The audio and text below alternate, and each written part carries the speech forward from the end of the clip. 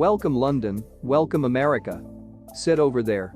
Camera expose Harry shushing and shouting Meghan mid-speech at the United Nations. Conservative political reporter Meghan McCain has censured Prince Harry over his discourse at the United Nations on Monday, honoring Nelson Mandela International Day, which she has called ridiculously annoying to the American public.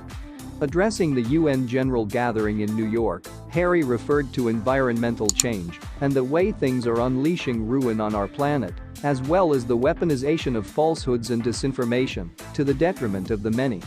One of the most powerful assertions made during his discourse was an examination between the upsetting of established privileges in the US. Furthermore, the conflict in Ukraine. From the horrendous conflict in Ukraine to the moving back of sacred privileges here in the United States, we are seeing a worldwide attack on majority rule system and opportunity, the reason for Mandela's life, he said.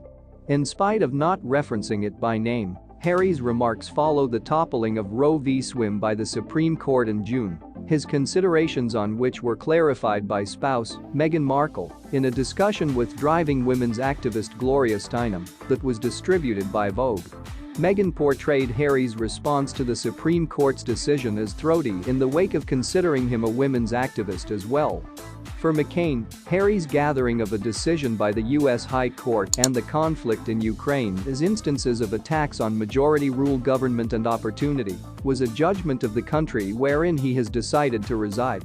The discourse was befuddling and ridiculously offending to the without a doubt couple of Americans who might have been watching, she wrote in a segment for the Daily Mail.